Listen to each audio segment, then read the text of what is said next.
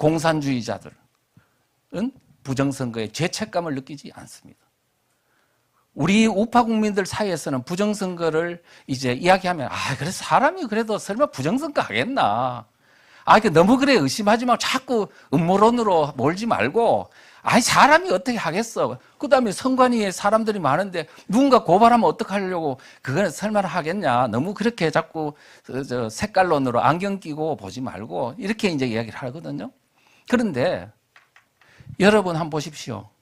윤석열 대통령 탄핵할 때 야당이 188석이 한 사람도 이탈자 없이 다 같이 그냥 대통령 탄핵하는데 그게 옳든 그르든 다 행동통일하는 걸 보십시오. 좌파들이 이 전체주의적인 어떤 그런 인식을 가지고 딱 끌어갈 때는 배신자들을 죽여버립니다. 그렇기 때문에 어떤 자도 거기에 감히 나는 그런 걸 그런 거를 받아들일 수 없다라고 진실을 이야기하고 할 수 없는 분위기예요. 그래서 우리가 부정선거나 누구도 거기에 감히 거기에 대해서 도전하고 그 다음에 진실을 이야기할 수 없는 그런 분위기 하에 있어서 그렇다는 것을 이해하셔야 될 것 같습니다. 자, 그러면 왜 공산주의자들은 그런 어떤 거짓된 것과 이런 거를 잘하냐 하면은 이미 공산주의라는 그 사상을 만든 마르크스도 말했듯이 프롤레타리아는 무조건 정권을 잡아야 하며, 공산주의자는 정권 잡는 게 무조건 잡아야 한다는 거예요. 잡기 위해서는 어떤 수단과 방법을 가리지 않고 악을 해도 된다는 인식을 갖고 있습니다. 그 다음에 마르크스뿐만 아니고요. 지금 러시아를 공산화했던 레닌도 그랬어요. 프롤레타리아 정권 장악에 도움이 되는 것은 모두 가치 있다, 선이다, 진리다. 아무리 사실이라도 자기들의 정권 장악에 도움이 되지 않으면 거짓이다. 이런 생각을 갖고 있어요. 그래서 지금 여러분들이 생각하는 진실과 거짓이라는 그 인식 구조는 공산주의자에게 있어서는 전혀 작동이 안 되는 거야. 공산주의자들한테는 정권을 잡을 수 있으면 무엇이든지 할 수 있다는 인식을 갖고 정권을 잡을 수 있는 것이 진실이고 정의다, 이런 생각을 갖고 있습니다. 윤석열 대통령을 끌어내리고 정권을 잡을 수 있다면 그 무엇도 정의고 진실이다, 진리다, 이런 생각을 갖고 있다는 거 아셔야 되고요.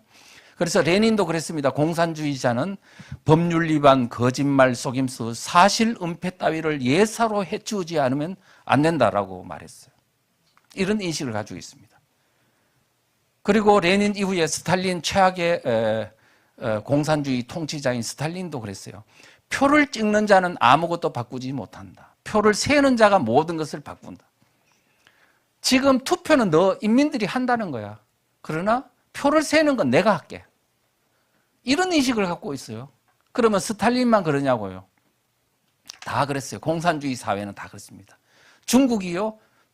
중국도 그렇고 북한도 그렇고 선거만 하면 99% 투표율에 99% 찬성입니다. 이게 진실일까요? 이미 인민들도 이들의 어떤 전체주의 권력 앞에 다 복종하지만 그 또한 반대하는 사람들이 있을 건데도 불구하고 이거는 아랑곳하지 않고 자기들이 원하는 대로 발표해버리는 겁니다. 이게 바로 공산주의 본질이라는 겁니다.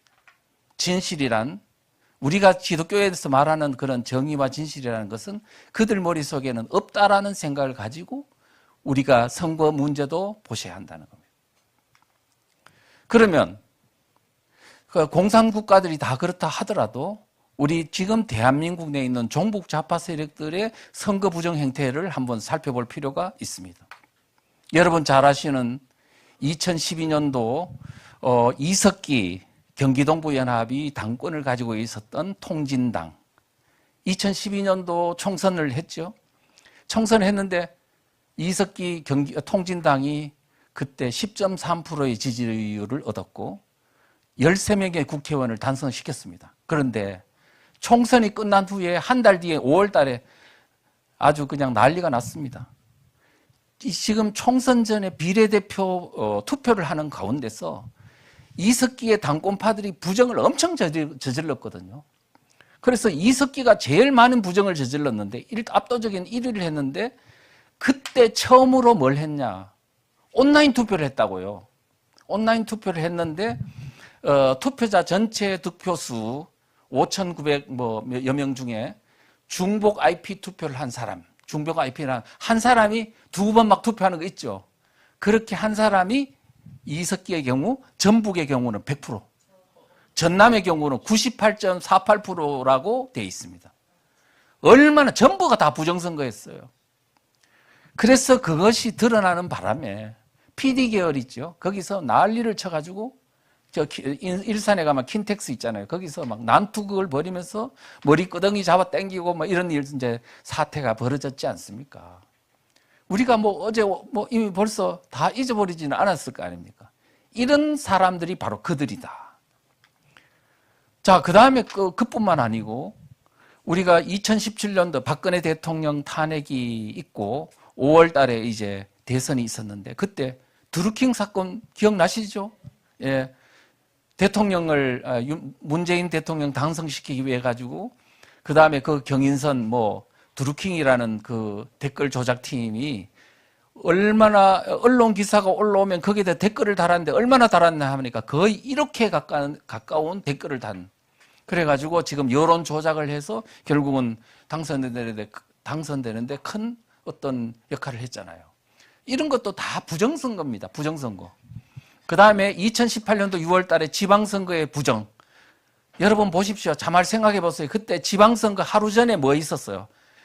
싱가포르에서 미국 정상회담 트럼프하고 김정은하고 막, 이 미국 정상회담을 하는 바람에 그 다음날 있었던 지방선거 그냥 완전히 더불어민주당 싹쓸이 했습니다. 이것도 사실은 부정선거예요.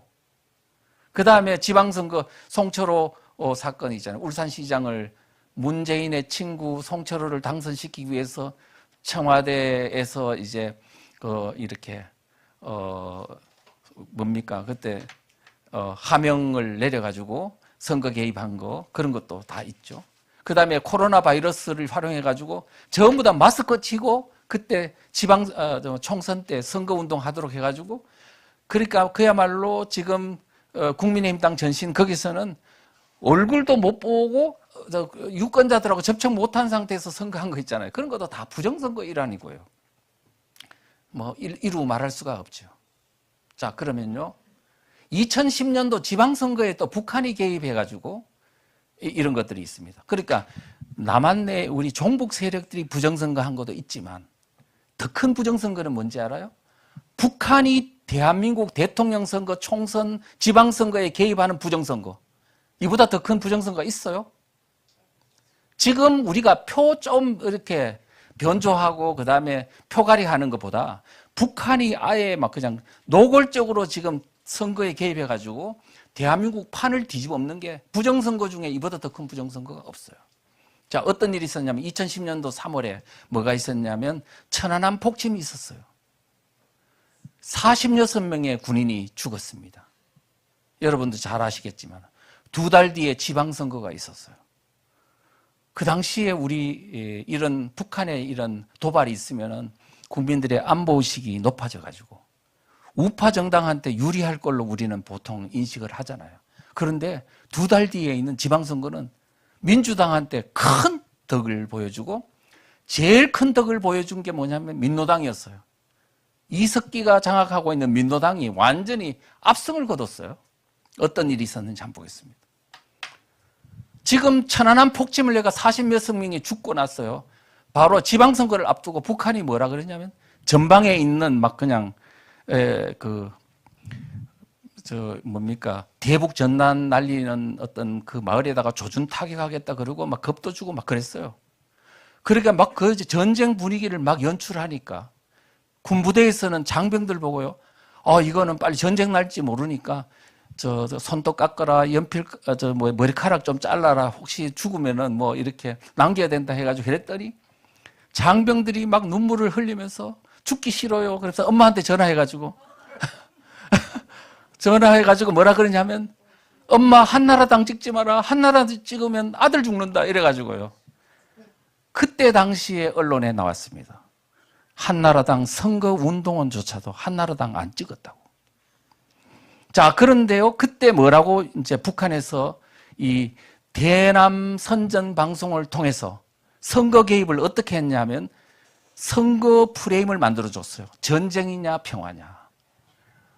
지금 전쟁이 성하냐 하면서 뭐 어떻게 말을 했냐면 지금 남조선에서 일어나고 있는 지방자치제 선거는 지방 권력을 쟁탈하기 위한 여야 사이의 단순한 표싸움이 아니다.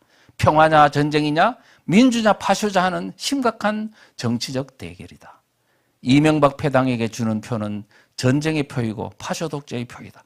이렇게 하면서 이명박 패당 한나라당한테 표 주면 이거는 전쟁을 선택하는 거야. 그러면서 막 그냥 겁을 주는 거야. 그랬더니 어떤 일이 있었냐. 그때 당시에 민주당에서는요, 선거 캐치프레이즈를 전쟁이냐 평화냐 북한에서 제시해주는 그 선거 캐치프레이즈를 가지고 선거를 해가지고 압승을 거뒀어요. 근데 그때 가장 덕을 본 게 민주노동당입니다. 이석기 지방선거에서 142석이나 얻었습니다. 북한이 선거에 개입하니까 이런 어떤 놀라운 결과를 낳는 거예요. 이보다 더 큰 선거 부정이 있습니까? 지금 대한민국은 대통령 선거, 총선, 지방선거에 이르기까지 모든 대한민국의 선거는 북한이 개입합니다. 그래서 이건 전체적으로 다 부정선거다. 그러면 2012년도 총선 대선 때 북한이 어떻게 개입했는지 한번 보자고요. 이미 제가 여러분들에게 많은 설명을 했던 내용입니다. 바로 왕재산, 인천 중심으로 활동하던 간첩단 왕재산이 2011년도 8월 달에 적발이 됐습니다. 김덕용이라는 주모자의 노트북을 딱 열어보니까 다음에 2012년 총선 대선에서 어떻게 선거 전략을 짜고 개입하라는 게 나와요. 뭐냐 하면 민노당을 통합진보당, 통진당으로 만들어라는 내용이 있고 통합진보당으로 만든 후에는 민주당하고 야권연대를 해가지고 단일 후보 내세워가지고 공동정부를 구성하라는 식으로 돼 있어요, 이게. 그 다음에 혹시나 추진하다가 의문사항이 있으면은 본사에 문의하라고 돼 있어요. 본사는 어디입니까? 북한이죠, 뭐. 이렇게 하여 실제 어떻게 됐어요? 그렇게 진행이 됐습니다. 그래 놓고 바로 2012년도 1월 달 김정은이가 대남 명령 1호를 하달합니다. 올해 남한 총선 대선에 적극 개입하라. 지금 이미 간첩을 통해서 지령 하달해 놓고 김정은이가 이제 공개적으로 이제 총선 대선에 개입하라고 지령을 내렸고요. 그리고 거기에 따라서 통합진보당 만들고 민주통합당 만들고 그리고 야권연대를 총선 한 달 전에 딱 해가지고는 이제 완전히 총선에서 압승하고 이 여세를 몰아서 2012년도 12월 달에 대선에서 문재인과 이석기의 공동정부를 구성하려고 하다가 아까 말했던 그 통진당 비례대표 부정선거 문제를 둘러싸고 갈등이 일어나는 바람에 이게 무산이 됐습니다. 그렇게 된 거를 만약에 그때 성공을 했더라면 아마 이석기와 문재인의 공동정부를 우리는 그때 보게 됐을 거고 아마 그때 대한민국이 자유민주 체제는 종말을 고했을 겁니다. 그래서 우리가 통진당 내분 사태는 그때 대한민국이 이제 다시 한 번 더 회생할 수 있는 기회였는데 그거를 우리 국민들이 잘 모르고 있다가 이제 결국은 무시하다가 박근혜 대통령이 그거를 정리를 안 하고 있다가 스스로 끌어내려지는 불행한 사태를 맞게 됐죠. 그것도 또한 뭡니까? 북한의 바로 대한민국 총선 대선에 개입한 부정선거였다. 이렇게 볼 수 있습니다. 그 다음에 2022년 대선에도 북한이 또 개입하는 공작을 했어요. 자, 한번 볼까요? 충북동지회라고 있습니다. 충북동지회라고 언제 이게 적발이 됐냐면 2021년도 7월 달에 적발이 됐는데요. 그때 뭐냐면 적발이 됐는데 딱 이제 수사를 해보니까 국정원에서 수사를 해보니까 이런 지령문이 있었습니다. 뭐냐 하면은 충북동지회가 북한 문화교류국에다가 보낸 통지문을 보냈는데요. 뭐라고 됐냐면 이 지사, 이재명 경기도지사가 민주진보개혁 세력의 대선 후보로 될 수 있도록 본사에서 적극적인 조치를 취해달라. 이재명을 대통령 후보가 되도록 조치를 취해달라고 북한의 본사에다가 보낸 거야. 그랬더니 이 대남 공작기관인 문화교류국에서 답장이 왔어요. 뭐냐면은, 이재명이 대선 후보로 나서자면 아직 넘어야 될 산이 많다고 본다. 그가 당선되면 회사에서 바라는, 회사라는 것은 북한에 있는 문화교류국을 말하죠. 회사에서 바라는 통일 대통령으로 될 수 있겠는가 하는 문제도 아직 결론 내리기는 어려울 것 같다. 대선까지는 아직 시간이 좀 있는 만큼 일단 주시해 보았으면 한다. 해가지고 일단 약간 미뤄놨어요. 그런데 결국은 어떻게 됐어요? 대선 후보가 됐어요, 안 됐어요? 됐죠. 북한에 내락이 있었구나. 그래서 아마 북한에다가 이게 상당수의 북한에다가 송금을 했기 때문에 내락이 된 것인가? 이렇게 아마 좀 의심을 해볼 수가 있는 거죠. 그러니까 지금 뭐냐면 이재명 후보가 더불어민주당 후보가 되고 대선 후보가 된 이 과정에도 북한의 대남 공작이 있었다 없었다. 그러면 이거는 부정선거다 아니다. 부정선거다. 이렇게 볼 때 지금 대한민국에 부정선거가 어디 있어? 라고 말하기 전에 대한민국을 둘러싼 종북 좌파 세력과 그거를 조종하는 북한의 대남 공작과 또는 나아가서는 중국의 공작이 같이 이루어지는 오늘날 대한민국 현실 속에 부정선거가 어디 있어라는 말이 어디서 입에서 나오냐 이거예요. 이걸 알면. 그렇습니까? 안 그렇습니까? 예. 자, 그 다음에 중국의 선거 개입 문제를 한번 검토해 봐야 할 것 같습니다. 중국이 지금 초한전이라고 해서 이제는 뭐 그냥 수단과 방법을 가리지 않고 모든 방법을 총동원해서 중국의 어떤 세계 패권을 위해서는 뭐든지 다 할 수 있다. 불가능은 없다. 이렇게 해서 뭐 그냥 우리가 상상할 수 없는 어떤 방법도 불법적인 탈법적인 방법도 다 그렇게 하고 있고 지금 대통령이 말했던 것처럼 지금 중국이 지금 대한민국 속으로 지금 침투하고 지금 개입하는 공작들은 너무나 광범위했어. 여러분들이 지금 모르는 내용들이 너무너무 지금 대한민국의 중국의 어떤 그 공작과 지금 침투가 심각한 지경에 이르고 있습니다.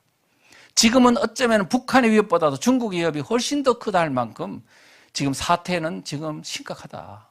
이제 이렇게 볼 수 있는데 뭐 여러 가지 정황들은 다 배제하고 선거 문제만 보더라도 심각합니다.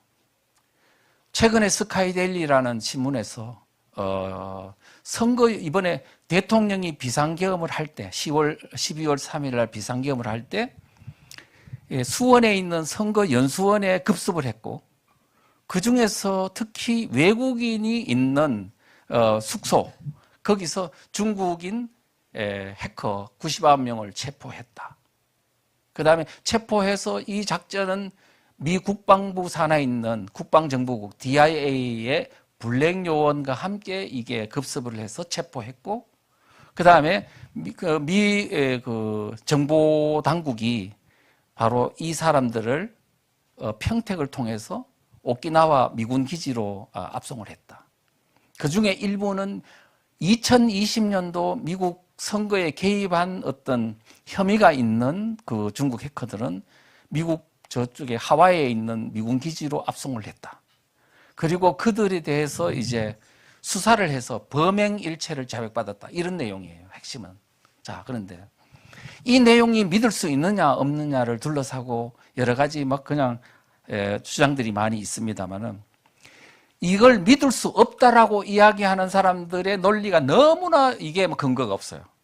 어쩌면은 스카이데일리의 주장들을 하나하나 보면은 다 떨어져 있는 것 같지만 전체적으로 정황을 보면 상당히 사실에 가까운 내용들이 많고 일부는 약간 뭐 부정확한 것도 있겠죠. 왜냐하면은 지금 어떤 미국이 사실은 어떻게 보면 공작을 통해 가지고 지금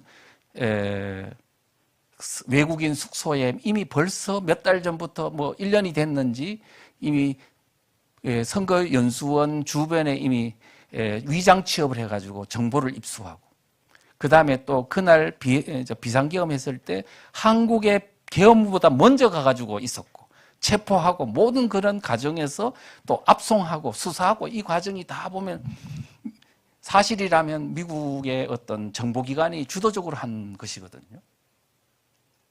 그렇다면 이거는 사실상 이번에 비상계엄에는 미국의 어떤 그 공작이라는 걸 빼고 나서는 답이 안 나와요. 만약에 그게 사실이라면 우리는 전혀 지금 우리 부정선거 문제를 보는 눈이 완전히 달라져야 할 것이다. 이렇게 이제 생각을 할 수 있습니다.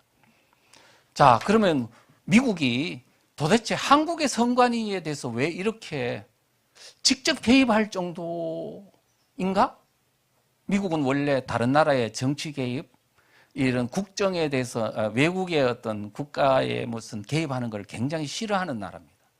그런데 어떤 때는 적극적으로 하느냐 하면 국제범죄와 관련된 것은 미국은 물불을 안 가리고 국경을 막 넘습니다. 빈라덴을 제거할 때 보십시오. 빈라덴을 잡으려고 어디 있었냐면 파키스탄의 정보기관의 안가에 숨어 있었거든요. 그런 거 무시하고 바로 가가 체포해가지고 그냥 목 따버리잖아요. 그러니까 미국이라는 나라는 다른 거는 내정 간섭을 안 하려고 최대한 노력하지만 국제범죄에 관해서는 용서를 안 합니다. 그래서 지금 특히 트럼프라는 대통령은 그런 주의예요. 그래서 예를 들면 지금 뭐 부정선거에 관해서는 국제범죄라고 봐요.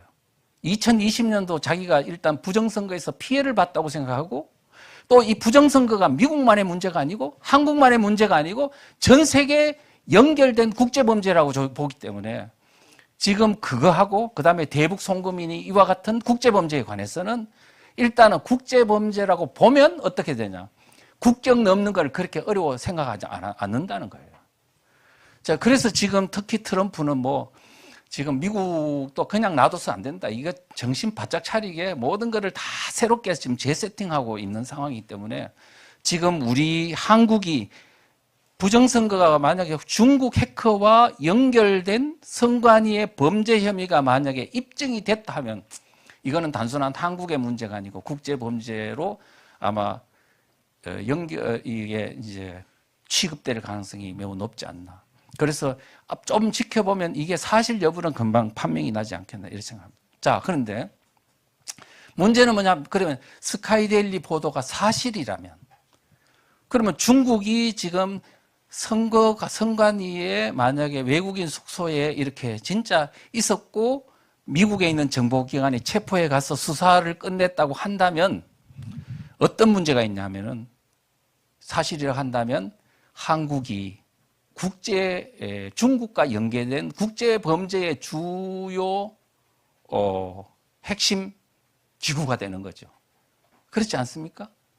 자, 왜냐하면은 대한민국의 선관위가 한국만의 문제가 아니고 AWEB이라는 이런 그 세계 선거 기구를 만들어 가지고 그다음에 그 선거 기구에 관계되는 나라들한테 뭘 했냐면 투표지 분류기 전자개표기 있잖아요. 전자개표기를 다 그 나라한테 우리나라 돈으로 또는 기술을 지원해 줘가지고 세계 전체 후진국 나라들한테 이 분류기를 다 이제 수출하고 또 교육을 시켜주고 기술을 가르쳐주는 역할을 누가 했냐? 한국이 했어요. 자, 그래 놓고 그 다음에 전 세계에다 다 그거를 전자투표 방식으로 다 바꾸게 한 거를 한국이 했고 그래 놓고 그 다음에 또 선거연수원에다가 중국 해커들을 또 불러놓고 전 세계에 또 그걸 통해가 전자투표를 지금 조작할 수 있도록 장소를 제공했다면 전 세계 지금 중국이 하려고 하는 전 세계 정치적 1대1로 전 세계 중국 공산주의 세상을 만들려고 하는 그 모든 어떤 공산화 작업에 한국이 이미 사전에 뭐냐면은 바탕을 깔아주고 그 다음에 그것에 어떤 장소를 제공해 준 그런 중국 앞잡이 역할을 한 셈이 되는 거죠.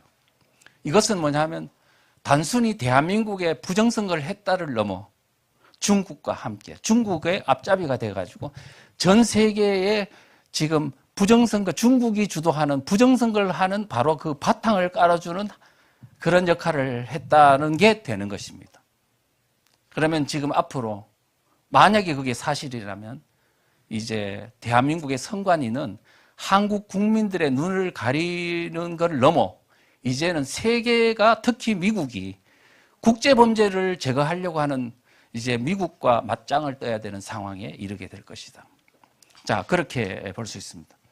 그래서 지금 이 문제는 간단한 문제가 아니고, 그 다음에 A웹을 통해 가지고 우리가 전자투표기를 수출했던 나라들이 있는데, 콩고, 이라크, 엘살바도르, 볼리비아, 남아공, 벨라루스, 키르기스탄, 이와 같은 많은 나라들이, 다는 아니겠지만은 상당수 나라들에서 이제 부정선거 문제로 심각한 몸살을 앓고 많은 피를 흘리는 그런 어떤 유혈 사태까지 나타난 것으로 봤을 때, 지금 이와 같은 현상에 한국에 지금 전자투표기를 개발하고 수출하고 했던 한국의 선관위의 책임은 이제 대한민국의 부정선거를 넘어 세계의 국제범죄에 이제는 빼놓을 수 없는 혐의를 갖게 될 수도 있다.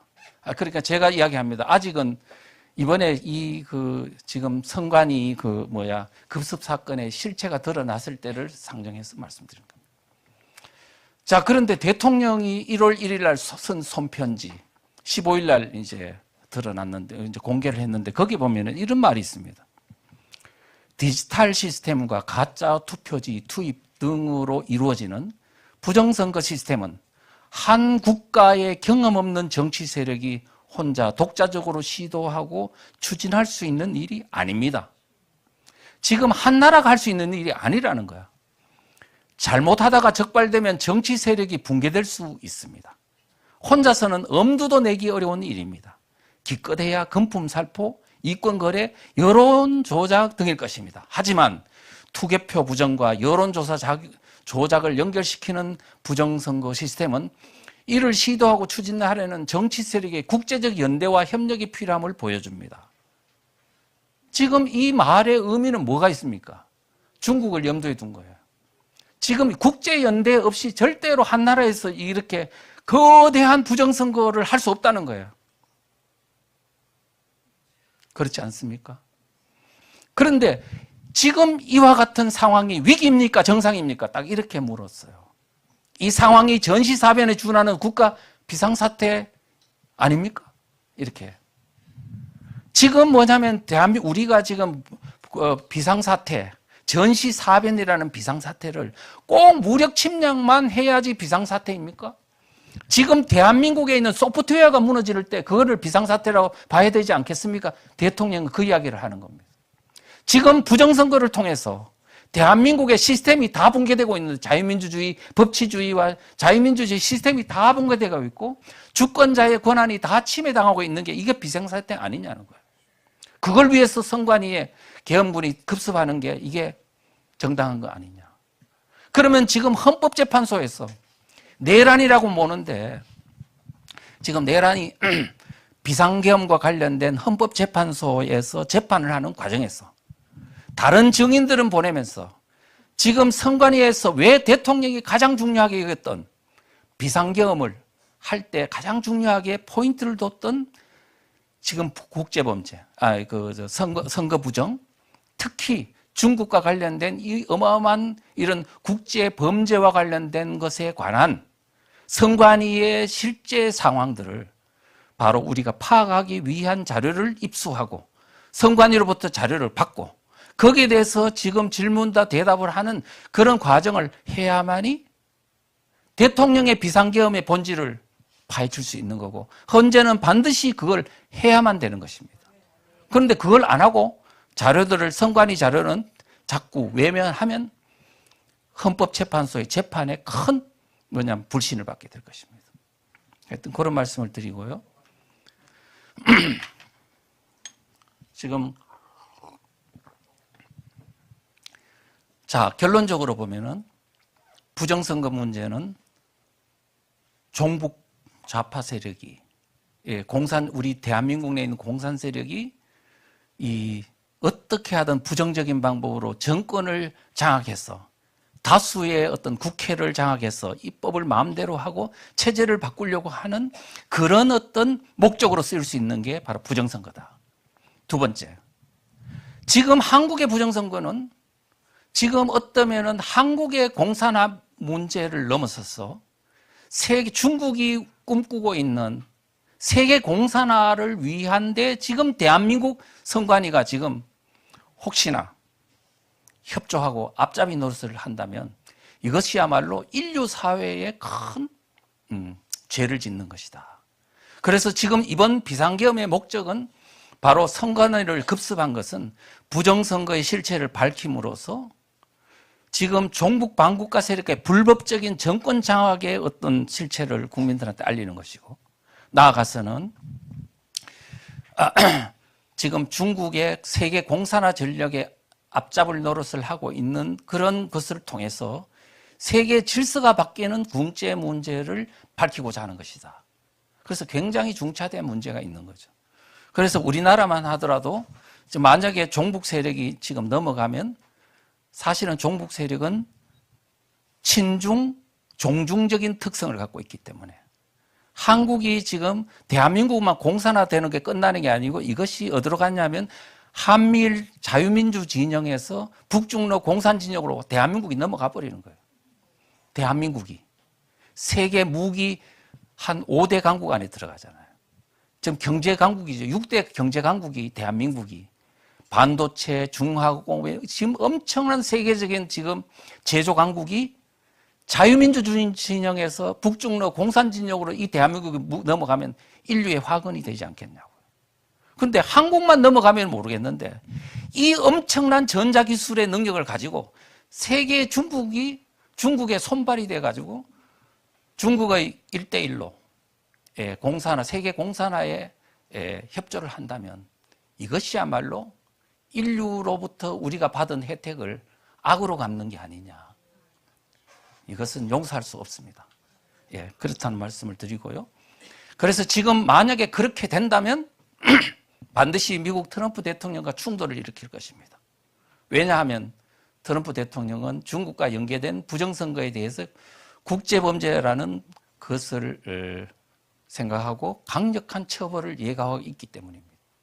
이제 지금 대한민국은 지금까지 혹시 그런 잘못이 있다면 이제 진실을 밝히고 거기에 대한 응분의 처벌을 받는 우리 스스로 뭔가 이 문제를 푸는 그런 해법을 해야지, 안 그러고는 지금 다른 나라에 의해 가지고 다시 해부당하는 일이 생기면 우리 대한민국의 불행이자 우리 참 인류의 어떤 불행이 될 것입니다.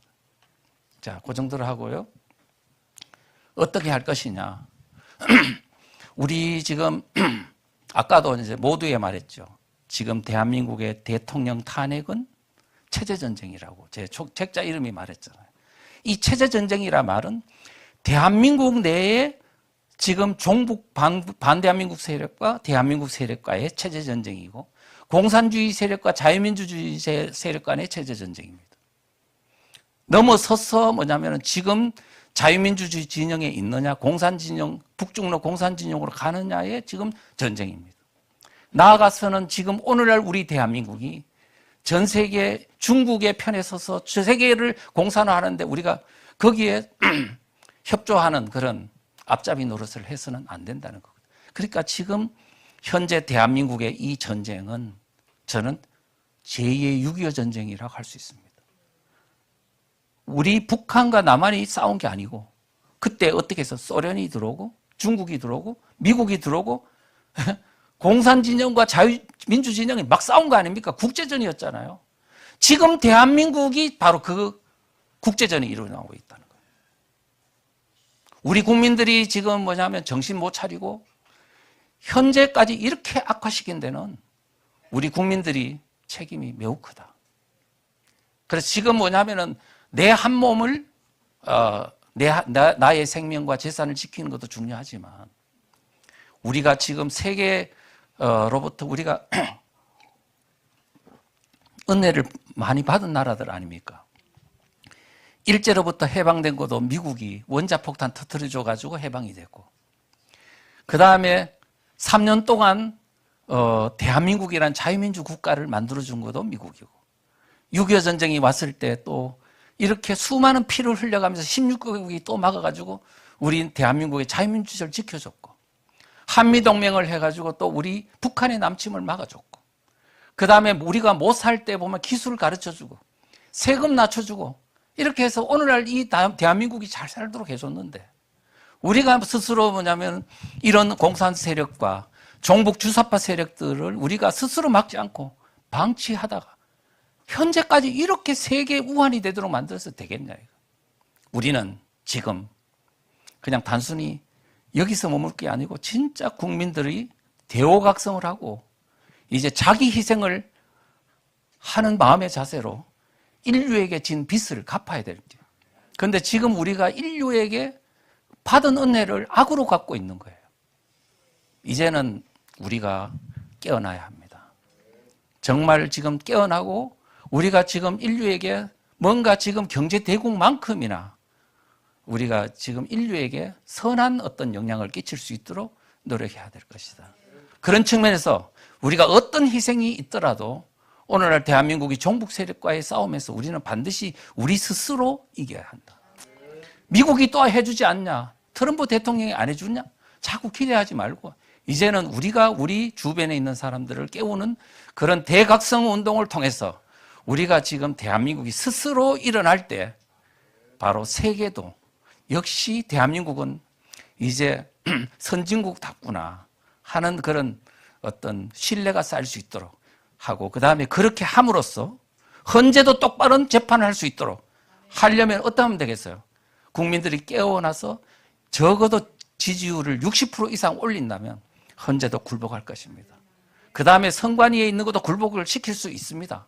그 다음 이후에 대통령이 복귀해서 이 많은 어떤 해야 될 종북 좌파 세력들을 청산하는 작업들도 국민들이 열화 같은 지지 속에서만 가능할 수 있습니다.